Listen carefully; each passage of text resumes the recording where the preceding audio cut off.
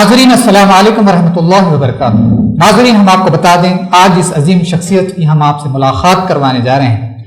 वो हैं हकीम अकील साहब, जो कि super federation of private schools के वाइस प्रेसिडेंट हैं।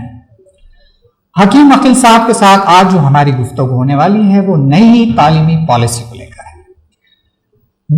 हकीम अकील साहब का हम दिल की गहराइयों से 99 टीवी स्टूडियो में खैर मकदम करते हैं। अस्सलाम वालेकुम व रहमतुल्लाहि व बरकातुहू। वालेकुम अस्सलाम व रहमतुल्लाहि व बरकातुहू। हकीम साहब, सबसे पहले हम आपसे ये जरूर जानना चाहेंगे कि नई तालीमी पॉलिसी को हुकूमत किस तरह से लागू करना चाहती है? 60 साल के बाद एक नई आइडियोलॉजी की हुकूमत आई हमारे पास। आज़ादी के बाद से 2 एजुकेशनल पॉलिसीज आए। लास्ट 1986 में जब Rajiv Gandhi prime minister of India थे, उनकी चेयरमैनशिप में न्यू एजुकेशन पॉलिसी आई थी, और अब नरेंद्र मोदी जब प्राइम मिनिस्टर है, न्यू एजुकेशनल पॉलिसी इंप्लीमेंट होने जा रही है। पिछले 60 सालों के बाद ये जो गवर्नमेंट आई है, उसकी आइडियोलॉजी हमारी कंट्री की आइडियोलॉजी से थोड़ा डिफरेंट है, और ये लोग एक मखसूस आइडियोलॉजी के तहत काम कर रहे हैं,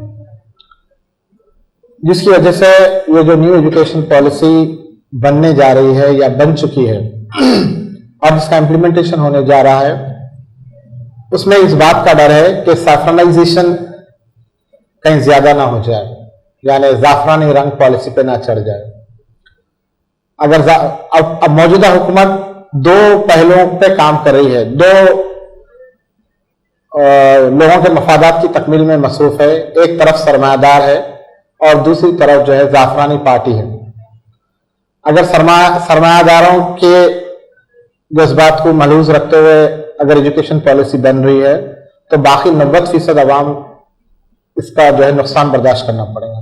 और उसी तरीके से अगर ये सैफ्रनाइजेशन का असर आया है, तो ये तो जो है मुल्क के लिए सब में बड़ी बदकिस्मती होगी। बहरहाल, बज़ाहिर सेकुलरिज्म का परचम थामे हुए गवर्नमेंट काम कर रही है। हमारा आज की ताज़ा मिसाल के आज के अखबारों की खबर है कि राजस्थान में जो है हिंदुस्तान के पहले वजीर आजम की हिस्ट्री को गायब कर दिया गया। ताज्जुब की बात है कि आप न्यू एजुकेशन पॉलिसी बनाने जा रहे हैं, मौजूदा जरूरियात की तकमील पे नजर रखने की जरूरत है, या जो है तारीख को छेड़छाड़ करने की जरूरत है। यह जो है मुल्क के लिए और कौम के लिए जो है बड़ा खतरनाक पहलू है। तो इसमें जो है बाकी आवाम को बहुत ही सोच समझ के ये जो न्यू एजुकेशन पॉलिसी है उसके ऊपर कमेंट करने की जरूरत है, और उसके बारे में जो है अपनी राय कायम करने की जरूरत है। साहब, ये मौजूदा जो तालीमी निज़ाम है, इससे जो न्यू एजुकेशन पॉलिसी जो इम्प्लीमेंट करने की तैयारी हो चुकी है, वो किस तरह से मुख्तलिफ नजर आती है? जैसा कि मैं पहले बता चुका हूं, मुख्तलिफ इसलिए है कि जब 1986 में राजीव गांधी की जब न्यू एजुकेशन पॉलिसी आई थी, तो उस वक्त need of the hour IT information technology, और उन्होंने नीड ऑफ द आवर को जहन में रख के हिंदुस्तान के अंदर जो है हिंदुस्तान को कंप्यूटराइज करने के लिए जो मुमकिन हो सके करे, जिसकी वजह से जो है आज हम सब के सामने जो है टैब या लैपटॉप जो है नजर आ रहा है। एक अच्छी कोशिश थी, एक अच्छी पहल थी कि हिंदुस्तान को जो है बाकी दुनिया से हम आहंग करने की, जोड़ने की। आज इंडियन गवर्नमेंट भी जो है वर्बल बड़े अच्छी बात करती, startup India, stand up India, India made in India, ये टर्म्स बड़ा खूबसूरत है, मगर ये सारे टर्म्स के ऊपर जो मेंटालिटी फिल वक्त काम कर रही है, जो क्रीम है खास तौर पे एकेडमिशियंस का, वाइस चांसलर्स का, ये जो क्रीम है ये पूरा जो है एक पर्टिकुलर आइडियोलॉजी से आ रहा है, और ये जो पर्टिकुलर आइडियोलॉजी का क्रीम आया हुआ है, अब जब ये पॉलिसी बनाने जा रहे हैं तो लामहला जो है ये हिंदुस्तान की साबिका जो पॉलिसीज थी एजुकेशन उससे बिल्कुल मुख्तलिफ रहेंगी, और ये जो है एक तरह से जो है हिंदुस्तान को जो है एक रिलीजियन बेस्ड कंट्री बनाने की पूरी कोशिश की जा रही है। और इसमें माइनॉरिटीज को जो है किसी तरह की जो है उनकी तारीख को और उनकी जो है सकाफत को, उनके कल्चर को, उनकी जो है रिलीजियस जो उनको अभी तक आज़ादी है, वो खतरे में पड़ने का खदशा है, अगर इसी जहन के साथ अगर खुदा न खास्ता ये पॉलिसी बन के इम्प्लीमेंट होती हो। नई तालीमी पॉलिसी के अंदर वोकेशनल एजुकेशन को काफी एम्फेसाइज किया गया है, तो किस तरह ये मददगार साबित हो सकता आई अप्रिशिएट, हम इसकी जितनी तारीफ करें कम है, क्योंकि गुज़िश्ता सालों तक जो हमारा तालीमी निज़ाम था वो सिर्फ क्लर्क्स प्रोड्यूस करने के काबिल था, और वक्त के साथ साथ हर हुकूमत की जो है अच्छाइयाँ, कमजोरियाँ, वीकनेसेस, पॉजिटिव पॉइंट्स रहते हैं। खासतौर पे वोकेशनल एजुकेशन के बारे में जो कोशिश की जा रही है, कल जो है सुनीता ईरानी की जो है डिस्ट्रिक्ट कलेक्टर से मीटिंग की जो है वीडियोस थी देखने को मिली। उन्होंने हर बार इस बात पे इसरार कर रहे थे कि हम कैसा जो है वोकेशनल कोर्सेज को इम्प्लीमेंट कर सकते हैं। तो डिफरेंट जो रिकमेंडेशंस आए, कोई बोल रहे थे इसको 8 से इम्प्लीमेंट करे, कोई बोल रहे थे इसको 6 से इम्प्लीमेंट करे। ये चूंकि हम बड़ी तेजी के साथ तरक्की कर रहे हैं, अब हमारे को सिर्फ जो है मिनिस्ट्रियल स्टाफ की जरूरत नहीं है। मिनिस्ट्रियल स्टाफ की अब उतनी जरूरत नहीं है जितनी जो है हमारे को जो है आज एक्सपर्टीज की जरूरत है। हर फील्ड में जो है टेक्नीशियंस की जरूरत है, प्रोफेशनल्स की जरूरत है। तो टेक्नीशियंस तभी हमको मिल सकते हैं, प्रोफेशनल्स तभी हमको मिल सकते हैं जो है वोकेशनल एजुकेशन की तालीम हासिल करके आ रहे हो। इससे हिंदुस्तान जो आज जो है खासतौर पे हिंदुस्तान के अंदर साइंटिफिक टेम्पर का बड़ा शॉर्टेज है हमारे पास जो है, तो वो साइंटिफिक टेम्पर की जो कमी है वो कमी जो है आसानी से पूरी हो सकेगी, और आने वाला जनरेशन जो है हमारा वोकेशनली भी जो है परफेक्ट रहेगा, और ये जो है हमारी कंट्री को सुपर पावर बनने में बड़ा मददगार साबित होगा।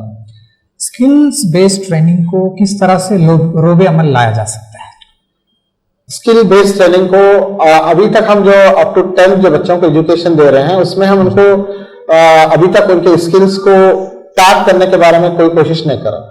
सबसे पहले हम आपको ये कोशिश करना चाहिए कि 5th ऑनवर्ड से हम उनका रुझान मालूम करने की कोशिश करें कि बच्चे का जो है किधर है, उसकी फिक्र, उसकी सोच, उसकी मेंटालिटी किस चीज पे तवज्जो दे रही है। क्या उन्हें जो है एक अच्छा मिनिस्ट्रियल स्टाफ बन सकता, या कोई अच्छा टेक्नीशियन बन सकता, या कोई अच्छा प्रोफेशनल बन सकता।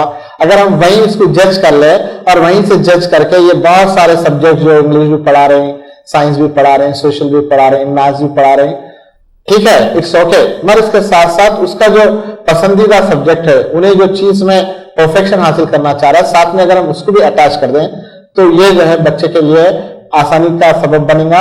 और मैं जब स्कूलिंग कंप्लीट करके इंटरमीडिएट और ग्रेजुएशन के लेवल तक जब पहुंचेगा तब तक उन्हें जो है एक अच्छा जो है टेक्नीशियन, एक अच्छा प्रोफेशनल बनके, एक अच्छा जो है वर्कर बनके जो है हमारे सामने स्किल पर्सन बनके हमारे सामने आ सकता। और आप देख रहे हैं कि एक मेस्त्री का बेटा मेस्त्री के साथ रहते रहते उन्हें मेस्त्री बन जाता, एक लोहार का बेटा लोहार के साथ रहते रहते लोहार बन जाता, एक गोल्ड स्मिथ का बेटा उसके साथ रहते रहते खाली टेक्निक्स बाया के साथ बैठ के देखते देखते जो है उन्हें गोल्ड स्मिथ बन जाता।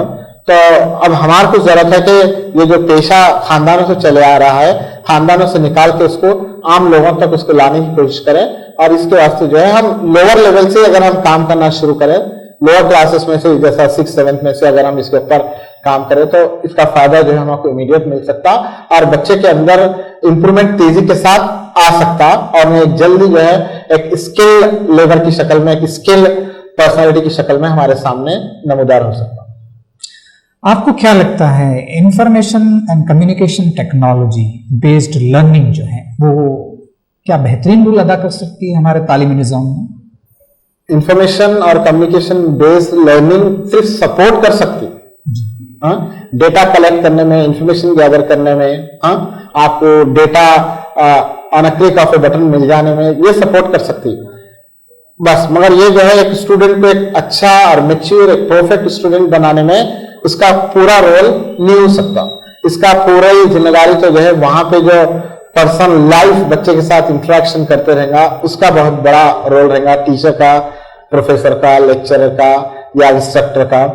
वो इंस्ट्रक्टर, वो प्रोफेसर, वो लेक्चरर, वो टीचर जो इंफॉर्मेशन एंड कम्युनिकेशन टेक्नोलॉजी को अपने साथ इस्तेमाल करें, अपने सब्जेक्ट को जो है मीनिंगफुल बनाने के वास्ते, अट्रैक्टिव बनाने के वास्ते और आसानी से बच्चा समझने के लायक बनाने के वास्ते अगर ये टेक्नोलॉजी का इस्तेमाल करेगा तो उस्ताद को, टीचर को, लेक्चरर को, प्रोफेसर को जो है अपने कंसेप्ट को समझाने में इंफॉर्मेशन एंड कम्युनिकेशन टेक्नोलॉजी बहुत बड़ी मदद करेंगी और कंसेप्ट समझने में बच्चे को बड़ी आसानी होगी। ये एक टूल बन सकता मगर ये पूरा उस्ताद नहीं बन सकता। मौजूदा जो तालीमी निज़ाम है इसके अंदर ICT बेस्ड लर्निंग को न्यू एजुकेशन पॉलिसी में भी काफ़ी अहमियत दी गई है, एक नुक्ते नज़र से उसको देखा गया है। तो आपको क्या लगता है कि प्राइवेट जो इंस्टीट्यूशंस हैं, जो स्कूल्स हैं, ये क्या मसाइल उनके लिए बन गए हैं कि ICT बेस्ड लर्निंग को इम्प्लीमेंट करने के लिए? जो अबाव एवरेज स्कूल्स है जहाँ का फीस स्ट्रक्चर वगैरह अच्छा है, उनके वास्ते तो ये कोई बड़ा मसला नहीं है, क्योंकि आजकल लैपटॉप, टैब ये बड़ी तेजी के साथ जो है उसका रेट कम होते जा रहा। उसकी वजह क्या है, तो गवर्नमेंट बहुत बड़ी सब्सिडी देती है उनको, बहुत बड़ी 50%, 60%। बास प्रोडक्ट्स पे आप सुनकर ताज्जुब करेंगे, एनिमेशन पे 100% सब्सिडी। आप एक कार्टून पिक्चर बना लेके जाइए, आप मूवी मोशन पिक्चर बना लेके जाइए, अगर गवर्नमेंट इसको अप्रूव कर दी तो आपको 100% उसकी सब्सिडी मिल जाती है। अगर आप 1 लाख रुपए खर्च करके बनाए तो आपको 1 लाख रुपए पूरे मिल जाएंगे। तो जो अबाव एवरेज स्कूल्स है, जिनका पेरेंट्स का स्टैंडर्ड ऑफ लिविंग अच्छा है, वो स्कूल्स में जो है इंफॉर्मेशन एंड कंप्यूटर टेक्नोलॉजी को इस्तेमाल करके बच्चों को पढ़ाना कोई बड़ा मसला नहीं है। मसला वो हिंदुस्तान का है जो गरीब हिंदुस्तान है, और हिंदुस्तान की 80% आबादी बिलो पॉवर्टी लाइन जिंदगी गुजारती है। अब जो बिलो पॉवर्टी लाइन जिंदगी गुजारती है, उन्हें क्या टैब को एफोर्ड करेगा, क्या लैपटॉप को एफोर्ड करेगा, क्या उन्हें कंप्यूटर को एफोर्ड करेगा, तो ये जो है वो क्रीम के लिए फायदा बख्श बन जाएंगी और ये गरीबों के लिए एक हर्डल बन जाएगी। तो गवर्नमेंट अगर वाकई इंफॉर्मेशन एंड कम्युनिकेशन टेक्नोलॉजी का फायदा तालीमी मैदान में हासिल करना चाह रही, तो जिस तरह फ्री किताबें बांटती, जिस तरह फ्री मिड डे मील्स का इंतजाम करती, उसी तरीके से गवर्नमेंट को जो है ये जो इलेक्ट्रॉनिक गैजेट्स होते हैं वो भी अगर फ्री में गवर्नमेंट फराहम कर रही, स्कूल्स को कंप्यूटर्स तो दे रही, मगर बच्चों को भी अगर ये गैजेट्स अगर फ्री में फराहम करी तो ये जो है बहुत बड़ी सपोर्ट हो जाएंगी टीचर कम्युनिटी के लिए, और स्टूडेंट्स के लिए जो है बहुत बड़ी सहूलत हो जाएंगी कि वो जो है आसानी से इल्म हासिल कर सकेंगे। मगर उसका आप कितना फायदा उठाएंगे वो तो आने वाला वक्त ही बताएंगे। नई तालीमी पॉलिसी में ये एक और नुक्ता नज़र निकल कर आया है कि काबिल तरीन असातिज़ा की कमी है क्वालिटी को देने के लिए खासतौर पर। तो क्या ये वाकई एक मसला है, और अगर इसको हल करना है तो किस तरह हम कर सकते हैं? ये वाकई बड़ा मसला है। इसलिए मसला है कि हिंदुस्तान में उस्ताद को खाली स्पिरिचुअल उसका बड़ा अदब किया जाता, मगर मॉनिटरी जो है उसके एहसास का ख्याल नहीं किया जाता। उसूलन सब में बड़ी पे टीचर की होना चाहिए, जैसा कि इंग्लैंड में होती है, जैसा कि फ्रांस में होती है। ह्यूज सैलरीज उनको पे करते, इसलिए पे करते कि ये जो है फ्यूचर के कंट्री के आर्किटेक्ट्स को डेवलप कर। बिल्कुल उसकी वजह से जो इंटेलेक्चुअल्स है, जो काबिल तरीन हमारी कम्युनिटी है, वो टीचिंग लाइन को ऑप्ट नहीं करती। वो या तो इंजीनियर बनना पसंद करती, या वो डॉक्टर बनना पसंद करती, वो प्रोफेशनल कोर्सेज की तरफ डाइवर्ट हो जाती। अब जो सेकेंड लेयर रही थी, जिनको जो है ये चांसेस नहीं मिलते, यहाँ पे वो compete नहीं कर सकते, मजबूरन टीचिंग फील्ड में आ जाते। और वो मजबूरी के तहत टीचिंग फील्ड में आने से, चूंकि वो उनका टेस्ट भी नहीं रहता, वो उनका अंदर से जो है उनके अंदर ख्वाहिश भी नहीं रहती, इसलिए जो है वो लोग बच्चों के साथ पूरा इंसाफ नहीं कर सकते। तो अगर हिंदुस्तान की गवर्नमेंट आम लोगों को, बाशऊर लोगों को, क्रीम ऑफ द सोसाइटी को जो है अगर ये पेशे की तरफ रागिब करना चाह रही, तो मैं 99 टीवी के मीडियम से के जरिए जो है गवर्नमेंट ऑफ तेलंगाना और गवर्नमेंट ऑफ इंडिया से ये ख्वाहिश करूंगा कि वो जो है टीचर्स के सैलरीज, प्रोफेसर्स के सैलरीज आप जो है जो अदर यूरोपियन कंट्रीज में जिस ढंग से पे की जा रही है, और खास बात है वहां की क्लास में 8 बच्चे 10 बच्चे मैक्सिमम जी, बस 8-10, और हमारी क्लास में 50-60 बच्चे। तो सलाम करना हमारे टीचर्स को जो 50-60 बच्चों को जो है एक साथ मैनेज करते हैं। आपको मालूम है ग्रेट ब्रिटेन से जो है प्रोफेसर इंडिया में मार्क टोली काम करें जी, पिछले 15 साल से कई प्रोजेक्ट्स पे काम कर रहे हैं, उन्होंने सिर्फ एक ही बात का रिसर्च कर रहे हैं कि हमारे पास हम 10 स्टूडेंट्स को नहीं पढ़ा सकते और इंडिया में जो है 50 बच्चों को बैठ के टीचर कैसा पढ़ा सकते। तो यूरोपियन कंट्रीज के वास्ते हमारे टीचरों की कारकर्दगी उन लोगों के वास्ते एग्जाम्पल बनी हुई है। तो जो हमारे टीचर्स इतने एफर्ट्स ले रहे हैं, इतनी मेहनत कर रहे हैं, तो क्यों ना हम जो है उनको मॉनिटरी बेनिफिट्स जैसा आम स्टाफ को हम देते दूसरे, उससे थोड़ा उनको अगर हम बढ़ के दें तो वो जो इंटेलेक्चुअल्स जो तालीमी मैदान की तरफ नहीं आना चाह रहे हैं, वो इंटेलेक्चुअल्स भी जो है तालीमी मैदान की तरफ आएंगे, उनका भी रुझान इधर आ जाएगा। जब ऐसी क्रीमी लेयर अगर तालीमी मैदान में आएंगी तो लामाला जो है हमारा स्टैंडर्ड ऑफ एजुकेशन खुद ब खुद बुलंद होगा। क्या आपको लगता है कि जो सरकारी टीचर्स हैं, जो गवर्नमेंट के असातिज़ा हैं, जो गवर्नमेंट स्कूल्स में अपनी खिदमत अंजाम दे रहे हैं, उनके भी कुछ मसाइल हैं? मसाइल आज वर्ल्ड मेटेरियलिस्टिक बन गई। एक टीचर प्राइवेट स्कूल में भी काम करते, एक टीचर गवर्नमेंट स्कूल में भी काम करते, दोनों की तनख्वाह में जो है कई % का आपको डिफरेंस दिखेगा।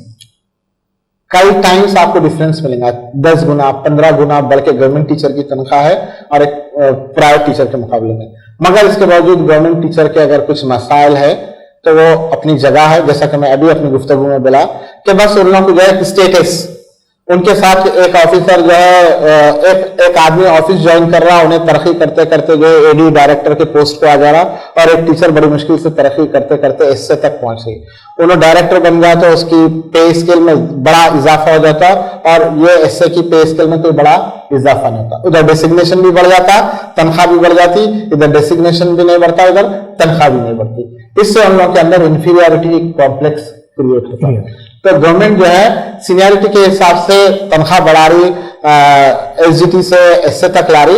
अगर इन लोगों की ग्रेडिंग में भी कुछ इजाफा करे, जैसा गेजेटेड टीचर, गेजेटेड हेडमास्टर दे रहे हैं, और अगर कुछ ग्रेडिंग करके उनको भी जो है तुम भी सुप्रीमडेंट के लेवल पे आते, तुम भी एडी कहलाते, इतने सालों के बाद तुम्हारी भी है, तो ऑटोमेटिक जो है वो टीचरों के अंदर भी जो है अपने काम से जो है पूरी दिलचस्पी और पूरा इंसाफ करने का मौका मिलता। नई तालीमी पॉलिसी में अखलाकियात, मोरल वैल्यूज को भी अहमियत दी गई है। आपको लगता है कि इस दौरे हाजिर में अखलाकी तालीम को लाजिम कर देना चाहिए? जरूरी है, अखलाकी तालीम को लाजिम कर देना भी जरूरी है, और इसलिए जरूरी है कि हम बहुत ही जो है वेस्टर्नाइज्ड हो गए। हम जो है मनी क्रंचिंग मशीन को बना रहे हैं। एक डॉक्टर अखलाकियात का प्रॉब्लम कहाँ क्रिएट हो रहा, जो हमारा जो कैपिटेशन फीस की वजह से अखलाकियात में बड़ी गिरावट आ रही है। एक लड़का जब डॉक्टर प्राइवेट में फीस पे करके डॉक्टर बन के आ रहा, उन्हें 20 लाख रुपए, 1 करोड़ रुपए, कम से कम 20 लाख, मैक्सिमम 1 करोड़ रुपए खर्च करके जब उन्हें डॉक्टर बन के आ रहा, और जब उसके सामने पहला पेशेंट आया तो उन्हें क्या पेशेंट से हमदर्दी का मामला करेंगे, या उन्हें पहले वो 1 करोड़ रुपए जो खर्च करे उसका हिसाब करने की? तो लामाला यहाँ पे क्या हो रहा है, हमारे प्रोफेशनल्स जो है अपनी इंसानियत से हट के अपना जो इन्वेस्टमेंट हुआ उसको वापस लेने की फिक्र करें, और उसमें जो है बड़ी तेजी के साथ अखलाकी गिरावट आ रही। तो ये जो अखलाकी गिरावट आ रही, इसके पीछे हमारा तालीमी निजाम का बहुत बड़ा दखल है। तालीमी निजाम में खास तौर पर प्राइवेटाइजेशन का भी बहुत बड़ा दखल है। गवर्नमेंट तालीम को आम करने के नाम पे प्राइवेटाइज कर रही, मगर इसके जो साइड इफेक्ट्स आ रहे हैं, आपको मालूम है आजकल दवाखाने में एक डॉक्टर का अपॉइंटमेंट करते वक्त डॉक्टर को हम आपको इतनी तनख्वाह देंगे अगर आप सर्जन हैं, तो मगर कंडीशन ये है कि आप ये महीने में इतने ऑपरेशंस करना। अब जब इतने ऑपरेशंस करना का उसकी जब कंडीशन लगा दी, तो इसका मतलब लामहला तुम पकड़ो और काटो और दवाखाने के पैसे कमा के दो, तो हम तुम्हारे तनख्वाह देंगे। तो अब यहाँ पे अखलाकियात बाकी कहाँ रहेगी? तो इसलिए हम हमारे तालीमी निजाम के अंदर खास तौर पर प्राइवेटाइजेशन के बाद जो ह्यूज खर्चा आ रहा माँ बाप का, उसके ऊपर हम कंट्रोल करने की कोशिश करें, और पब्लिक प्राइवेट सपोर्ट के साथ गवर्नमेंट जो है प्रोफेशनल कॉलेजेस को, इंजीनियरिंग कॉलेजेस को, जितने भी कॉलेजेस है वहां पे जो स्टूडेंट्स आ रहे हैं उनके ऊपर बेताशा फीस का बोझ अगर नहीं लगाए तो ये बच्चे जो है इंसानियत की खिदमत करने के लिए तैयार हो सकते हैं। और रही बात वेस्टर्नाइजेशन की वजह से जो है हमारे पास आजकल फैमिली सोशल एक्ट बोल के आया, जिसमें बच्चों को नहीं मारना, बच्चों के साथ जो है अच्छा बिहेव करना, ये जब से कानून पास हुआ तब से जो है बच्चे और अपने से बेखाब हुए। आज आपको मालूम है, अगर आपका बच्चा घर में भी गिर गया, आप अगर खुदा न खास्ता प्राइवेट दवाखाने में नहीं इलाज करा पाए और सरकारी दवाखाने में गए, तो पहले आपके ऊपर केस बन जा रहा है कि बच्चा कैसा गिरा, किन हालात में गिरा। उसके बाद जो है क्या अम्मा मारे, क्या बाबा मारे, क्या बाबा का कसूर है, क्या अम्मा का कसूर है, क्या ये डोमेस्टिक वायलेंस का जो एक्ट है, ये आज क्या करा, हमारे वैल्यूज को और गिरा दे रहा। हम कोई भी वेस्टर्न एक्ट को लाके इंडिया पे लागू कर दे रहे हैं और ये समझ रहे हैं कि वेस्टर्न वाले बहुत अक्लमंद है और वो कानून को जो है हम यहाँ लागू करें तो हमारी कंट्री का फायदा होगा। मगर हम सबको इस बात का ध्यान रखना चाहिए, ईस्ट और वेस्ट के वैल्यूज में बड़ा डिफरेंट है। ईस्ट और वेस्ट के वैल्यूज में बड़ा फर्क है। आज भी यहाँ औरत को जो है माँ का मुकाम हासिल है, आज भी यहाँ औरत को जो है बहन का मुकाम हासिल है, आज भी यहाँ जो है बाप को जो है बाप का मुकाम हासिल है। मगर अगर हम वेस्टर्न कल्चर को यहाँ पे लाने की कोशिश करेंगे तो माँ अपनी ममता से महरूम हो जाएंगी, बहन जो है अपनी जो है मोहब्बत से महरूम हो जाएंगी और बाप को जो है अपनी शफकत का हाथ मजबूरन हटा लेना पड़ेगा औलाद के ऊपर से। तो ये बेहद जरूरी है कि हम हमारे एजुकेशनल सिस्टम में अखलाकियात की तालीम लागू करें और जो मजहब से ताल्लुक रखता हो, जहाँ पे अच्छे गुड वैल्यूज शेयर हो सकते हो, वो वैल्यूज जो है हम बच्चों के साथ शेयर करने की जरूरत है। नहीं तो जो है आगे चल के ये निजाम हम सब के लिए जो बहुत ही खतरनाक साबित होने वाला है। हकीम साहब, अरसे दराज से आप तालीमी मैदान में हैं, हम आपसे ये जानना चाहेंगे कि प्राइवेट स्कूल्स में हुकूमत का निसाब जो तरतीब दिया जाता है उसको इस्तेमाल करना चाहिए या नहीं, उसको इम्प्लीमेंट करना चाहिए या नहीं? प्राइवेट स्कूल्स में 6 to 10 तो इम्प्लीमेंट हो ही रहा है, बिल्कुल, उससे तो इनकार नहीं है किसी को। यकीन हम उसको इम्प्लीमेंट कर रहे हैं, हम पढ़ा रहे हैं, हम लिखा रहे हैं प्राइवेट स्कूल्स, और गवर्नमेंट स्कूल्स के मुकाबले में प्राइवेट स्कूल्स का रिजल्ट कई गुना बेहतरीन है।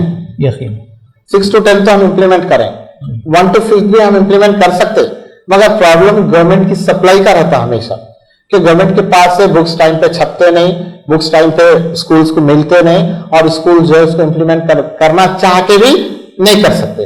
अगर गवर्नमेंट पूरी सेंस ऑफ रिस्पॉन्सिबिलिटी के साथ अगर बर वक्त जो है मटेरियल रेडी करके अगर स्कूल्स को फराहम करी तो स्कूल्स को जो है गवर्नमेंट के सिलेबस को फॉलो करने में कोई दिक्कत नहीं है। मगर अभी जो बुक्स आए हैं गवर्नमेंट के, खास तौर पे सीसी मेथड में, बास बुक्स में जो है बहुत सारे अपग्रेडेशन की जरूरत है, इसके स्टैंडर्ड को अपग्रेड करने की जरूरत है। ये जो है स्टैंडर्ड से थोड़ा मैच नहीं हो रही, इसलिए जो है प्राइवेट स्कूल्स इसको 1 to 5 में अप्लाई करने के बारे में थोड़ा पीछे हट रहे हैं और इससे बढ़कर कोई वजह नहीं है। बहुत ही जल्द टेट एग्जामिनेशन होने जा रहा है, जिससे काफी हुकूमत के लिए असातिज़ा जो है मिल जाएंगे और सरकारी मदारिस के लिए। क्या ये टेट एग्जामिनेशन या इसके रिक्रूटमेंट में मुकम्मल शफाफियत है असातिज़ा के रिक्रूटमेंट करने के लिए? नहीं, अभी ऑनलाइन का जमाना है जी। जब से खास तौर पे काउंसलिंग वगैरह का सिस्टम हो गया और पूरा जब से ऑनलाइन हो गया, इंटरव्यू तक शफाफियत नहीं रहती थी। एक जमाना होता था अपॉइंटमेंट के वक्त एक इंटरव्यू का सेशन होता था, बच्चा टेस्ट क्वालिफाई कर लो, कुछ भी क्वालिफाई कर लो, उसके बाद एक इंटरव्यू का सेशन होता था, वहां पे गड़बड़ी होने का खदशा रहता था। तो उसको अवॉइड करने को इंटरव्यू का सिस्टम खत्म कर दिया गया। जस्ट मेरिट बेसिस पे जो है आपको और आपके रिजर्वेशन बेसिस पे आपका सिलेक्शन होता।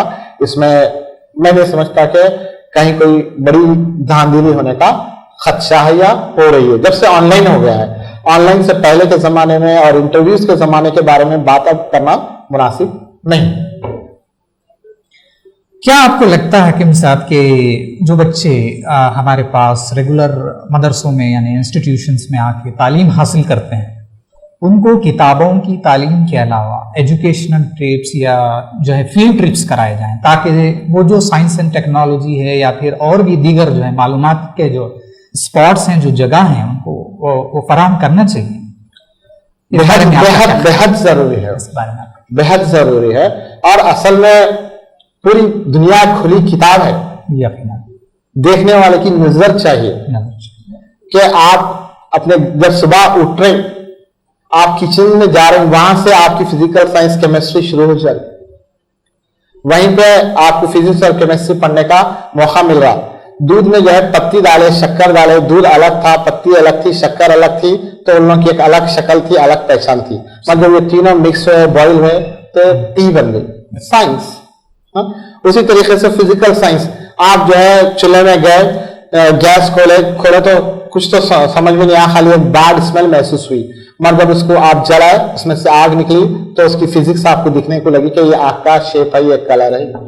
तो अगर हमारी निगाह, हम बच्चों के अंदर एहसास पैदा करने की कोशिश करें कि सिर्फ ये किताब ही तुम्हारी पढ़ने की चीज नहीं है, बल्कि तुम जिंदगी की जिस मोड़ से गुजर रहे हैं, चाहे तुम बाजार से जा रहे हो, चाहे तुम कोई दावत में जा रहे हो, चाहे तुम अपने घर के ड्राइंग रूम में बैठे हुए हो, हर जगह तुमको पढ़ने के लिए बहुत सारी चीजें आज खुद मिल जाती। एक टेम्पर के अंदर हम आपको जगाने की जरूरत है, एक एनेक्सिटी, ये क्या है, हर चीज पे बच्चों के अंदर एक सवाल पैदा उठना, ऐसा क्यों।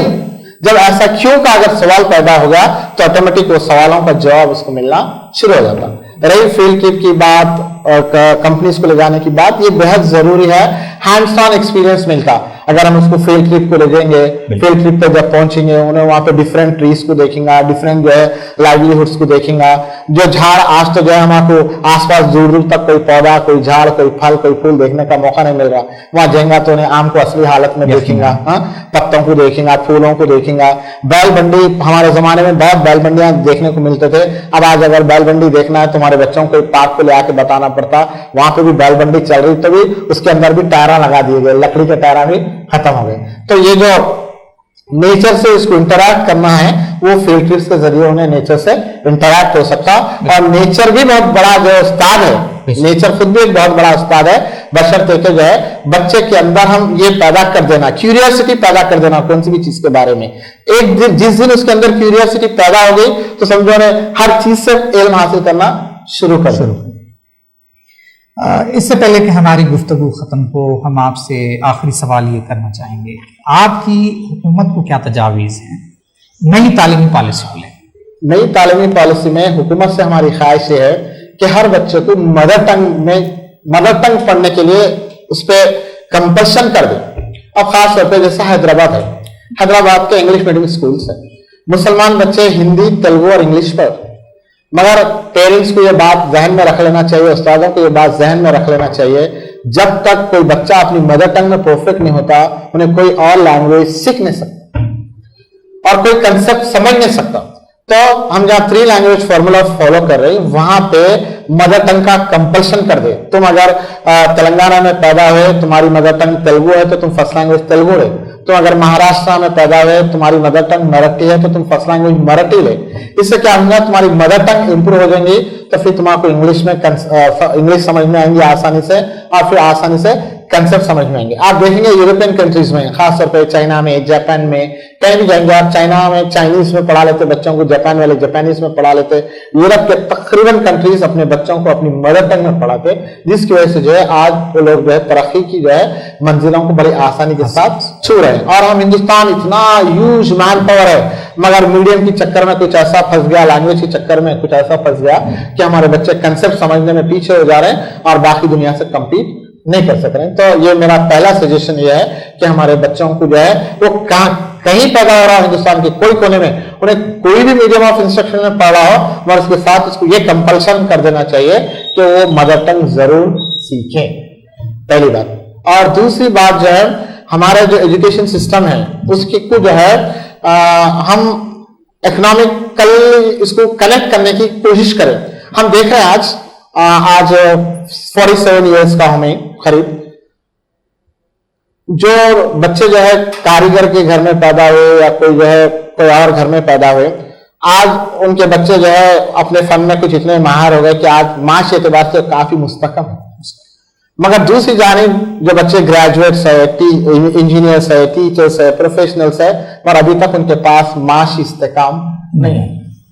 तो इसकी हम आपको सख्त जरूरत है कि हमारे एजुकेशन सिस्टम को हमारी जो है सोर्स ऑफ अर्निंग से कनेक्ट करने की कोशिश करना चाहिए कि बच्चे की तालीम खत्म होते ही उसको जो है एक सोर्स ऑफ इनकम उसको बन जाए और उन्हें अपने पैरों पे खुद खड़ा हो जाए। A sound mind in a sound body, अगर उसने इकोनॉमिकली साउंड हो जाए, उसको खाने पीने को अच्छा मिला, तो फिर उसका भेजा और अच्छा भी काम कर सकता और अच्छा टैलेंट जो है बाहर निकल के आ सकता।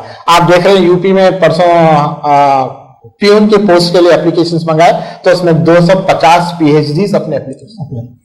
तो ये पीएचडीज के लिए तालीम याफ्ता लोगों के लिए बड़ा अफसोस का मौका है, क्योंकि वो लोग तालीम हासिल करने में कुछ इतने मोह हो गए कि उनके पास कोई टेक्निकल नॉलेज नहीं है, उनके पास कोई प्रोफेशनल नॉलेज नहीं है, इस वास्ते जो है उनका कोई सोर्स ऑफ इनकम बन नहीं सका।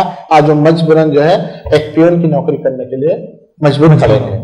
तो हम कोशिश करें कि हमारे जो ह्यूमन रिसोर्स है उसको उसकी एजुकेशन के साथ साथ उसकी इनकम का भी कुछ इंतजाम करने की कोशिश करें, ताकि वो जो है सेल्फ रिलायंट हो जाए। सेल्फ रिलायंट हो जाए तो वो कंट्री के लिए बहुत बड़ा एसेट बन सकता है। बेहद शुक्रिया हकीम साहब, आपने अपना कीमती वक्त देकर आज हमारे साथ 99 टीवी स्टूडियो में गुजारा।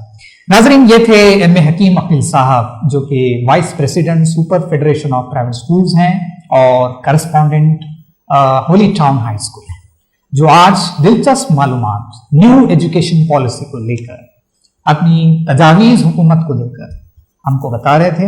नाजरीन, हम उम्मीद करते हैं कि ये प्रोग्राम आपको काफी पसंद आया होगा। ऐसी ही अजीम शख्सियतों के साथ हम आपकी मुलाकात करवाते रहेंगे। देखते रहिए 99 टीवी, आपका अपना पसंदीदा चैनल।